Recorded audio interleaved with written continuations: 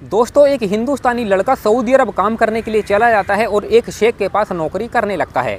उसको नौकरी करते करते लगभग 6 महीने का समय गुजर जाता है, इसीलिए उसका शेख उसके ऊपर काफ़ी भरोसा और विश्वास किया करता था।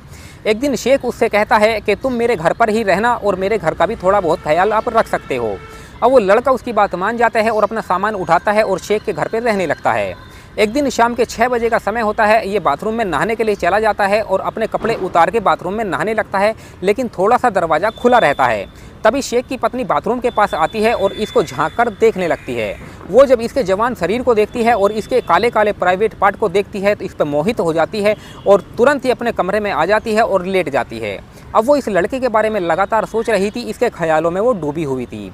लगभग 2-3 घंटे के बाद वो अपने आप से एक फैसला करती है दोस्तों, जिसकी हमने कल्पना भी नहीं की थी। जब आप जानोगे तो आपके रोंगटे खड़े हो जाएंगे, आप दंग रह जाओगे और आप यही सोचने पर मजबूर हो जाओगे कि आखिर ये कैसे हो सकता है। इसीलिए इस कहानी में आप अंत तक बने रहिएगा, क्योंकि इस कहानी से आपको एक बहुत बड़ी सीख मिलने वाली है। बाकी हमारी आप लोगों से एक छोटी सी रिक्वेस्ट है, अगर अभी तक आपने हमारे चैनल को सब्सक्राइब नहीं किया है तो चैनल को सब्सक्राइब कर लीजिएगा और वीडियो को लाइक कर दीजिएगा। तो चलिए शुरू करते हैं और बताते हैं कि आखिर पूरा मामला है क्या। दरअसल दोस्तों, इस कहानी की शुरुआत होती है उत्तर प्रदेश के रामपुर जिला से। इसी जिला के अंतर्गत एक गांव में छोटा सा परिवार रहता था। इस परिवार में सतपाल नाम का एक आदमी होता है। सतपाल की पत्नी नहीं थी, इसका एक लौता बेटा होता है जिसका नाम राजेश होता है। सतपाल खेती किसानी किया करता था। इसके पास जो खेती किसानी थी उसमें बहुत ज़्यादा इनकम होती थी और उससे जो इनकम होती थी उसी से अपने परिवार का पालन पोषण किया करता था, यानी कि ये एक गरीब परिवार से होते हैं।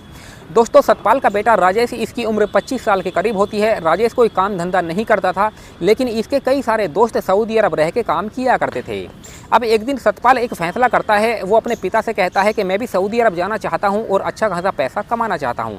लेकिन उसके पिता सतपाल जब उसकी ये बात सुनते हैं तो उससे कहते हैं कि बेटा, उतने पैसे हमारे पास नहीं हैं और सऊदी अरब जाने के लिए कम से कम 3 से 4 लाख रुपये का खर्च होता ही होता है। तो राजेश अपने पिता से कहता है कि हमारे पास 2 एकड़ ज़मीन है, आप इस ज़मीन को गिरवी रख दीजिए और कुछ पैसे उधार ले लीजिए, मैं वहाँ पर जाके सारे पैसे उतार दूंगा। अब सतपाल के दिमाग में ये बात सेट हो जाती है और एक साहूकार के पास वो जाता है और उससे कहता है कि मेरा बेटा सऊदी अरब जाना चाहता है और उसके जाने में काफ़ी ज़्यादा खर्च आ रहा है, इसीलिए मुझे 3 लाख रुपए की ज़रूरत है। वो साहूकार उससे कहता है कि तुम गिरवी क्या रखोगे। फिर सतपाल उससे कहता है कि मेरे पास 2 एकड़ ज़मीन है, मैं उस ज़मीन को गिरवी रख सकता हूँ। फिर साहूकार उसकी ज़मीन को गिरवी रख लेता है और इसको 3 लाख रुपए दे देता है। फिर ये एक एजेंट को पकड़ते हैं। वो एजेंट इनसे पैसे लेता है और एक वीज़ा का इंतजाम करता है और लगभग 1 महीने के अंदर अंदर राजेश को सऊदी अरब भेज देता है। अब राजेश सऊदी अरब चला जाता है, लेकिन उसका वहाँ पर अच्छा काम नहीं लग पाता है। कहीं ना कहीं उस एजेंट ने इसके साथ धोखा किया था। अब राजेश इधर उधर भटक रहा था, लेकिन उसको कहीं काम नहीं मिल पा रहा था। इस तरीके से 2 महीने का समय जब गुजर जाता है तो राजेश हताश और निराश हो जाता है और एक चाय की दुकान पर आके बैठता है और वहाँ पर बैठ के चाय पीने लगता है। तभी थोड़ी देर के बाद उस दुकान पर एक शेख आता है और राजेश को जब हताश और निराश बैठा हुआ देखता है तो वो उससे पूछने लगता है कि तुम्हें क्या हुआ है, तुम क्यों रो रहे हो, तुम क्यों हताश और निराश हो। फिर राजेश उससे कहता है कि मैं यहाँ पर अच्छा खासा पैसा कमाने के लिए आया था, लेकिन मेरे एजेंट ने मुझे बहुत ही गलत जगह पर भेज दिया है। वहाँ पर ना ही कोई काम है और ना ही कोई पैसा है, इसीलिए अब मैं परेशान हूँ और मेरे सामने कोई और रास्ता नहीं है, इसीलिए मैं चाहता हूँ कि मैं अपने घर पर ही चला जाऊँ। लेकिन वो शेख इसकी बात सुन के इससे कहता है कि मेरे पास तुम्हारे लिए एक काम है, क्या तुम काम करोगे। फिर राजेश उससे पूछने लगता है कि तुम्हारे पास क्या काम है। वो कहता है कि मेरे पास गाय और भैंसों का तिजारत का काम है, मेरा तबेला है, वहाँ पर आप इनको चारा खिला सकते हो, दूध निकाल सकते हो और भी बहुत सारा काम है जो आप कर सकते हो और इसके लिए मैं आपको काफ़ी अच्छे खासे पैसे दे सकता हूँ। अब राजेश उसकी बात मान जाता है और इस शेख के पास नौकरी करने लगता है। अब ये बड़ी ईमानदारी और भरोसे से नौकरी कर रहा था, इसीलिए उसका शेख भी इससे काफ़ी खुश रहा करता था। अब राजेश को इसके पास रहते रहते लगभग 6 महीने का समय गुजर जाता है। अब राजेश के ऊपर ये विश्वास करने लगा था, भरोसा करने लगा था और राजेश की ये बात भी माना करता था।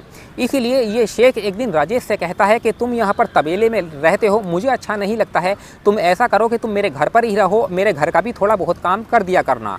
अब राजेश पहले तो मना करता है। वो कहता है कि साहब, आप तो बहुत बड़े आदमी हो, बहुत पैसे वाले हो, मेरी औकात नहीं है कि मैं आपके घर में रहूं।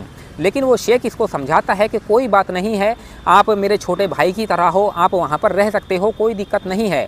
फिर राजेश अपने शेख की बात मान जाता है और अपना सामान उठाता है और शेख के घर पे चला जाता है। वो जब उसके घर पे जाता है तो शेख की पत्नी की नज़र जब राजेश पे पड़ती है तो राजेश 6 फुट हट्टा कट्टा जवान लड़का होता है।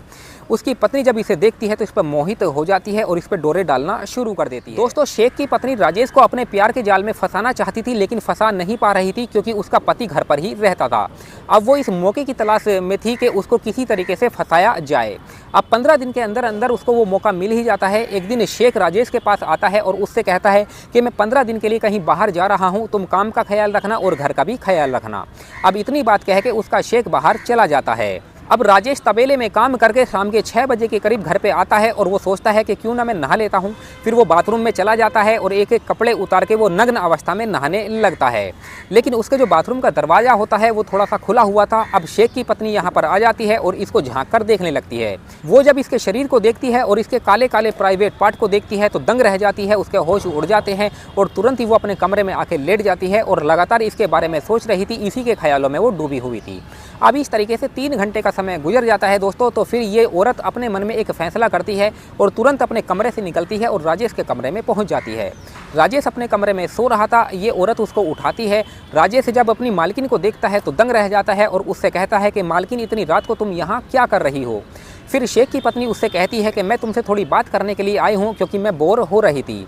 अब राजेश उससे बातचीत करने लगता है, लेकिन ये औरत जो थी बात बात में इसके साथ अश्लील हरकतें करना शुरू कर देती है, इसके साथ छेड़छाड़ करना शुरू कर देती है।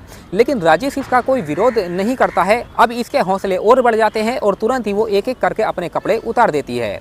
अब राजेश जब उसके गोरे बदन को देखता है, बड़े बड़े बुब्स को देखता है तो उस पर मोहित हो जाता है और यही सोचने लगता है कि मैंने इतनी खूबसूरत औरत अपनी ज़िंदगी में नहीं देखी है। अब राजेश भी अपने कपड़े उतारता है और इस औरत के ऊपर टूट पड़ता है। वो इसके साथ संबंध बनाने लगता है। वो इतने ज़ोरदार तरीके से संबंध बनाता है कि इसकी हालत ख़राब कर देता है। लगभग 2-3 बार वो इसके साथ संबंध बनाता है और जब थक जाता है तो वहीं पर लेट जाता है। अब जो शेख की पत्नी है उसको काफ़ी आनंद आया था, उसको वो चरम सुख मिला था जो उसके पति से कभी नहीं मिला था। अब ऐसा कोई दिन नहीं जाता था जिस दिन शेख की पत्नी और राजेश एक दूसरे के साथ गलत काम ना करे। अब इस तरीके से जब भी इन दोनों को मौका मिलता था इसी तरीके से ये काम किया करते थे। दोस्तों, एक दिन शेख अपने घर पे आ जाता है और अपनी पत्नी के साथ रहने लगता है। अब शेख की पत्नी काफ़ी परेशान हो जाती है। वो यही सोचती है कि वो अब राजेश से मिले तो कैसे मिले। दोस्तों, एक दिन रात के 11 बजे के करीब शेख अपनी पत्नी के साथ सो रहा होता है। तभी शेख की पत्नी उठती है और राजेश के कमरे में पहुंच जाती है। वहां पर जाने के बाद वो उसके साथ संबंध बनाने लगती है। थोड़ी देर के बाद शेख के फ़ोन पर एक फ़ोन आ जाता है। वो हड़बड़ा के उठ जाता है और वो फ़ोन सुनने लगता है। तभी वो अपने बराबर में देखता है कि उसकी पत्नी तो उसके पास है ही नहीं। फिर वो अपने कमरे से बाहर निकलता है और अपनी पत्नी को इधर उधर ढूंढने लगता है। उसके बाद वो राजेश के कमरे की ओर जाता है और देखने लगता है कि उसके कमरे से कुछ अजीब अजीब आवाज़ें आ रही थी।